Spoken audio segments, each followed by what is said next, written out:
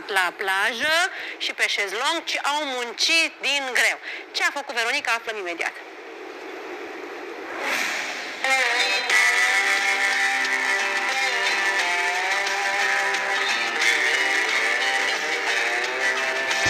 Pentru că sunt obișnuiți cu munca, nu cu relaxarea, în acest sfârșit de săptămână, Vulpița și Viorel au mers din nou la treabă. De această dată, soții Stegaru au ajuns la o familie din orașul Breaza. O nouă zi de muncă pentru voi, sunteți pregătiți? Da, suntem pregătiți. Tu, Viorel? Ca ziua de ieri. Ieri n-am fost la muncă și azi tot la fel.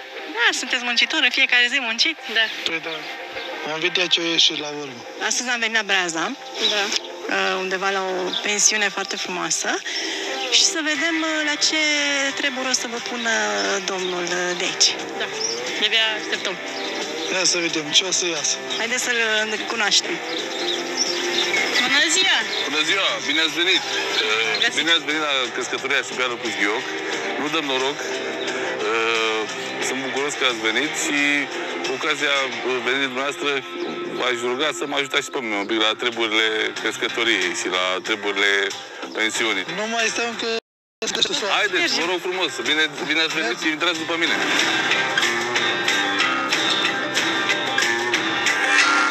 Pentru astăzi avem de făcut următoarele. Începem cu Viorel, că e bărbat. Vreau să mă ajut să facem curățenie la porumbei, pentru că au avut o etapă grea și după fiecare etapă noi facem curățenie la ei. Să mă ajut să tundem un pic gazonul în fața crescătoriei. Da. Și să crăpăm niște lemne, că după muncă și răsplată. Vreau să facem și un grătar după aia. Să ascultăm o muzică. Crăpăm și lemne. Ești de acord cu mine? Da. Și la sfârșit vă dau note. Să vedem. Și câteva surprize o să aveți la final. Vedem. Din partea noastră. Hai că să întârzie. Să întârzie. Da, hai să începem. Pentru tine am o sarcină de cules niște vișine, că vrem să facem un compot și niște dulceață de vișine. Da. Avem scară, avem de toate. Da. Și să ne ajungem la un grătar. Am înțeles. Aveți emoții? Nu. E o muncă grea? Nu. Muncă grea. Bun, hai să vedem cum vă descurcați. Ia să vedem ce o să iasă. Viorel a fost cel care a tuns primul iarba, însă cum s-a descurcat soțul Vulpiței, veți vedea în curând.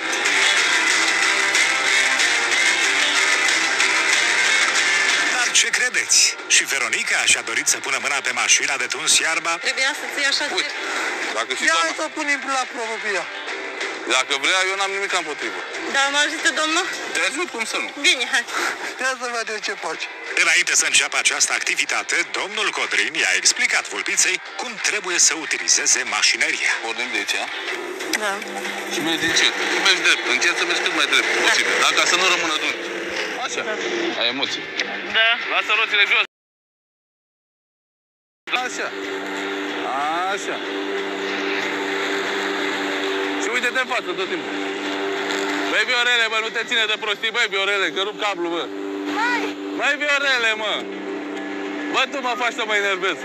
Te tai de la grătar. Nu mai merge. Uite că a pus piciorul pe cablu, nu te mai lasă. Piciorul. Vai de mine.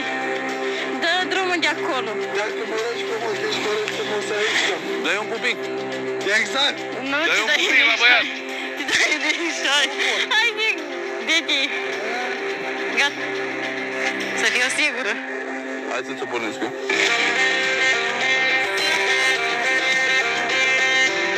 Bravo, felicitări. Am mers drept? Mai drept? Ia uite unde e capul. Păi nu, Bine, lasă. aici e o parcelă, aici e altă parcelă. Deși Viorel nu a fost mulțumit de felul în care s-a descurcat soția sa, acesteia nu i-a păsat prea mult. Chiar mi-a plăcut să intru și eu, să fac și eu un pic. Dar nu era treaba mea, dar așa, na, m-am băgat. A fost cam grea mașina de tuns, chiar am dus-o. Nu m-am lăsat bătute. Și tot am ținut linii dreaptă. De Veronica, ce pot să vă zic? A avut inițiativă, singură m-a rugat să tundă și ea gazonul, am lăsat-o să tundă, dar să știți că mi-a plăcut, că a respectat ce i-am zis.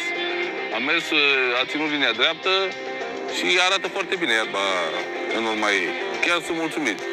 Pentru ea aș da nota 9. În timp ce Viorel muncea de mama focului, Veronica stătea într-un leagăn la umbră, până când i-a venit și ei rândul. Veronica, hai că am obosit astăzi. Trebuie să intri și tu la treabă. Că până acum Viorel a fost Viora întâi. Da, eu am stat o leacă. Ai stat o leacă, am văzut.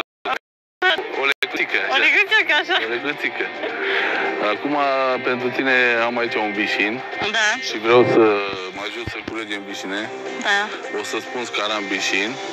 Aoleu, dar de mult nu m-am urcat pe scară. Lasă, că nu e problemă pentru tine. Dacă s-a suit Viorel la scara aia la porumbei, te sui și tu pe scara ta la bișin. Mă urc, fac și eu ca Viorel, îmi trebuie și mie lift să mă urc în copac. Fac și eu, să spun un lift și ție. Hai să mergem. Hai să iau coșul. Îmi puneți scara? Da, uite aici e coșul, poftim. Da. Personal ți rămânesc. Da, mulțumesc. Și acum punem și scara. Unde? În vișinul ăsta? În vișinul ăsta, aici, da.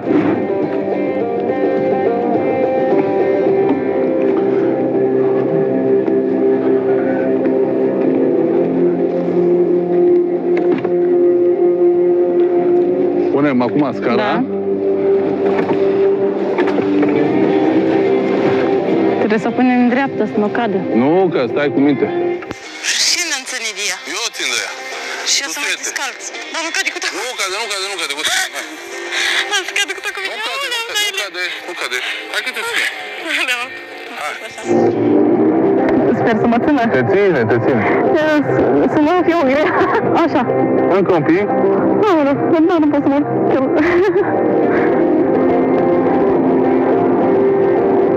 Ia vezi, sunt coapte, sunt bune de cules. Ia să ia așa să iau. Să nu mine mănânci pe toate. Vai, și gustul acru are.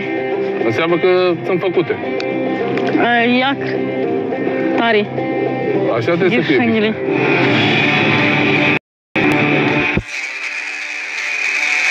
Mai, Viorele.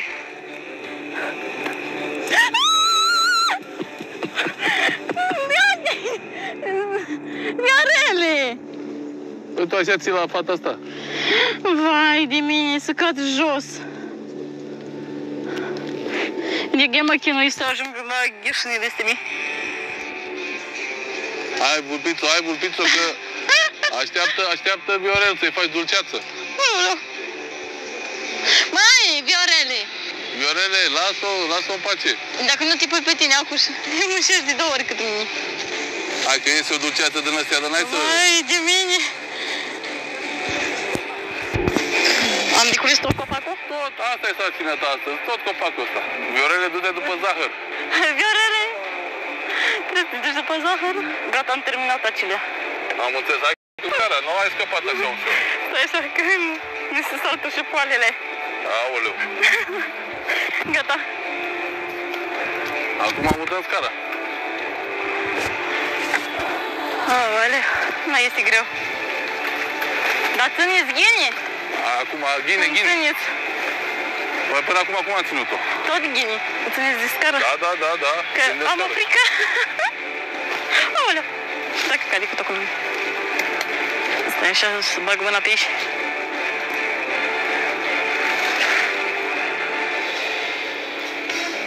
Faceți cu dulceață și compot. Da, drumul la apă, Viorel am crezut la noi. Nu a dat Viorel drumul la apă. Ia cu două mâini. Așa nu fac nici o treabă. Ne apucă ploaia. Ne apucă ploaia. Dar cât vișine aveți aici? 4 ai de cules astăzi. E cam mult? E mult, dar nu e imposibil. Dacă alea bune, nu alea stricate. Alea bune, să se adune, alea rele să se spele. Da, așa e. Am să cad cu totul. Nu cad. Și dacă cad? Dacă cad te prinde Viorel. Eu nu mănânc. Ei, nu mai cad în ele. Că te-am văzut că mănânci. Nu. Păi ori culegem, ori vă ce întreabă, ori mâncăm. Bine culegem.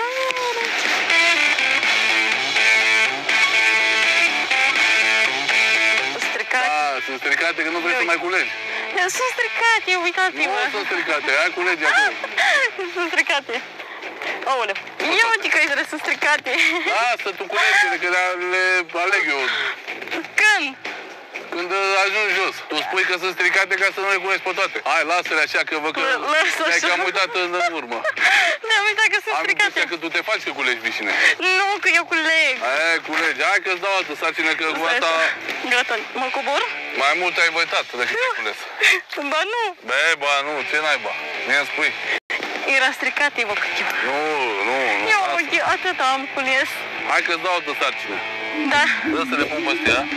Vai, și Radu atâta. Piața. Ia să văd câte. Mai Foarte puține. ne trebuie. Nu știu ce e cu tine astăzi. Vai. Pe cuvântul meu, dacă eu te înțeleg.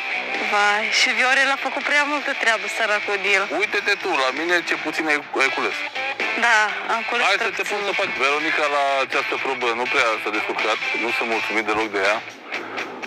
Nu a cules cei 4 vișini, nici măcar n-a mai lăsat să culeagă, pentru că a găsit tot felul de scuze. Ba că cade scara, ba că nu sunt bune vișinile, ba că nu sunt coapte, ba că sunt acre. Chiar nu mi-a plăcut la această probă. Mai mult de 6 nu pot să-i dau la proba asta. E o fată bună, e ascultătoare, dar nu mi-a plăcut mie la proba asta. Ei bine, după ultima probă, Vulpița a avut parte de o surpriză chiar din partea lui Viorel. Pentru că atunci când nu era atentă, soțul ei a făcut un gest neașteptat. Hai să văd dacă ai curaj. Așa, frumos, ușor, la pene. Așa, Viorele. Știi cui e bun asta de dus? Asta e bun de pus la o vulpița drept pe cap. De ce să-l pui pe cap? Mai bine îi pui un bilet la picior, îi scrii ceva frumos. Și l-aduce la București? Ai văzut și citește mesaje de la tine să vezi cum se îndrăgostește de tine. Păi da, dar până ajunge biletul la București e greu. Nu e greu, ajunge mai repede ca tine porumbelul la București. Nu prea văd eu. Dacă îți spun. Zis și făcut. Cei doi au mers repede în casă pentru ca Viorel să scrie un bilețel pentru scumpa lui soție. Vreau să trimit și eu un mesaj pentru un porumbel. Pentru cine vrei să trimiți mesajul? Ca să știu. Pentru vulpița. Dacă e pentru vulpița, atunci poți să trimiți. Să vedeți acum ce scriu la vulpița. Acum mergem să-l punem la porumbel. Hai, Să se ducă mesajul la o vulpiță. Dar direct la inimă vezi că intră mesajul. Viorele, acum te aduc un mascul feroce, așa ca și tine, să trimiți un mesaj pentru vulpița. Da, haide să-l punem. Aranjează-l frumos așa și îl punem la inel. Vedem ce zice. Punem aici frumos. Gata. Am pus biletul. Acum îi dăm drumul, sper să ajungă Să ajungă unde la inima lui vulpița. Păi da, acolo trebuie să ajungă. Pot să zic Cupidon de acum. Poate să spun. Iar după ce porumbelul și-a luat zborul cu mesajul de la Viorel, a venit rândul Vulpiței să intre în porumbar. Hai să-ți arăt și porumbei. Da, hai că mă urc eu prima. Te rog frumos. Eu. Sper să nu-ți mai fie frică. În dreapta iau. Și când a ajuns în porumbar, Veronica a avut parte de o mare surpriză. De ce ține piciorul porumbelul așa? Vezi că îl ține ridicat unde are hârtia. Vai, dar și porumbii? Da, ăștia sunt campionii crescătoriei mele. Da. Ăștia sunt cei cu care concurăm săptămână, etapă de etapă. Și ăla de ce ține chișorul așa sus? Ăla ține piciorul așa sus, pentru că are un mesaj pentru tine. Și ce mesaj? Păi nu știu, ți-a trimis cineva un mesaj prin porumbelul ăla alb. A, da? Da, porumbelul alb e simbolul păcii și al dragostei. A, da. Da, eu acum o să-l prind Da. și o să-ți dau ție bilețelul să-l desfaci, să-l citești. Da, dar mie când îmi trimite cineva, îmi trimite pe telefon, nu îmi trimite prin porumbel. Păi acum Cine mi l-a trimis? Acum Cupidon, așa trimitea înainte bilețele. Cu săgeți, prin porumbei, prin astea. Nu mai e cu WhatsApp și cu... Nu mai e WhatsApp. Nu mai e. Stai să nu zboare, să tragem asta. Nu ies, că ei sunt foarte blânzi. Uite, acum eu îl prind pe el. Da, am închis ghiniorii. Ai închis. Bă! Gata. Așa. Bilețelul e altul de aici, de la Inel, te rog frumos. Și cum eu nu mă pricep? Uite că te ajut eu. Gata. Oare și ne-a scris și de ce? Asta e surpriză. Poți să mă uiți și eu în bilețel? Chiar te rog. Și eu sunt curios, să știi. Ia citește-mi. Vulpițo, te iubesc mult. Vrem cu... Aici nu mai ții. Vreau un bebeluș. Vreau un bebeluș. Vai de capul meu. Vai de capul meu. O fi de la porumbel mesajul? Porumbelule, de la tine? Nu mi-a dat niciun semn de viață. Sigur nu e de la porumbel. Acum, dacă l-ai citit, Da. să spun și de la cine este. De la cine? Păi e de la Viorel. Da. Viorel care e un porumbel mai mare. Și el i-a pus... El a vrut să-ți facă o surpriză, i-a pus un Și bilețel cum de i-a pus? dragoste. Cum i-a pus? L-am ajutat eu. Am fost cu el, i-am dat drumul și a venit special ca să-ți transmită mesajul ăsta. Și eu aș vrea să pui eu. Vrei să pui și tu un bilețel? Da. Hai că o rezolvăm și cu problema ta. Viorel, deși nu zici în față. Asta e problema lui Viorel, nu mai e problema mea. Da, știu eu aici. Viorel Nu trebuia să folosească de porumbel. Dar nu s-a folosit de el în scopuri rele, s-a folosit chiar în scopuri frumoase. A vrut să-ți transmită un mesaj frumos pentru Păi, acum și mai facem. Vine și la mine. Acum vreau să mă ajut să faci un pic de curățenie. Uite, de pe raftul ăsta de aici. De pe raft? Da. Mă descurc ghinii? E bine. Și dai jos ghinea. Așa. Mai cu viață. Mai cu viață? Mai cu viață. La ce bilețel ai primit, ar trebui să fie bec în cotes. Vai, bec. Dar așa faceți întotdeauna? Mereu, nu întotdeauna. Bine, mereu. Și cu găinața ăsta ce faci de la porunghei? Dar îl folosim ca și îngrășământ. Da. Da. Hai că e bine, îmi place. Oricum e mai bine ca la vicine, să știi. Da, e mai ghini. Gata, e bine, suficient. Mulțumesc frumos. Vulpița a vrut să-i facă și ea o surpriză soțului, așa că tânăra a scris un bilețel pentru Viorel. Acum îți dau și agenda pe care poți să scrii, te rog frumos. Pune mai și picălitușul, că așa. Stai așa, dă-mi așa, gata. Dar așa are, nu merge pixul la mine. Altul în aviat?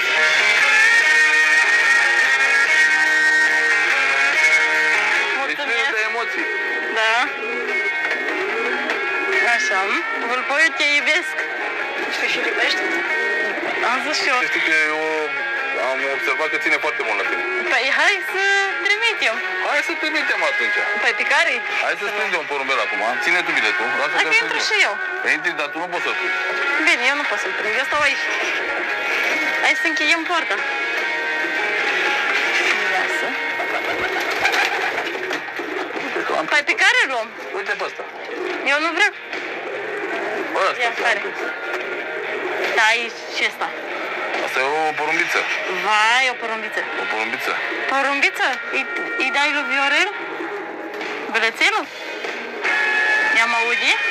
Te aude, dar nu poate să vorbească cu tine. Știu. Că nu știe românește. Da.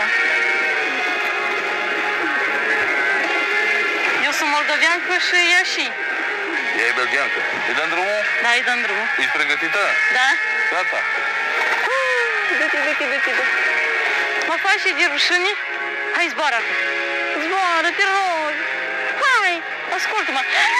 Gata! M-am ascultat. Hai, mai zboară. Păi tu nu vrei să intre ca să citească Viorel mesajul? Nu. Haide. Uite că se duce direct. Nu intra. Vai, de mine vrea să intre. Îl așteaptă pe Viorel. Haide, zboruleacă. În cele din urmă, porumbelul și-a luat zborul și a dus mesajul acolo unde trebuia. Și ca să fie sigură că Viorel nu se uită pe furiș, vulpița i-a acoperit ochii soțului. Închide ochii, Viorele. Da, strâns așa. Deschide ochii. Nu lăsăm chiar. Pe când vrei să-i deschidă? Să-i scoți eu biletul? Lasă să scoate el. Să-i scoți eu biletul? Ajutați-mă, da? Aoleu, hai mai mă ții mult? Stai, mă, dar lasă-mă. Poți să mă uit și eu ce scrie? Nu. Lui. Ia, Viorel. Hai.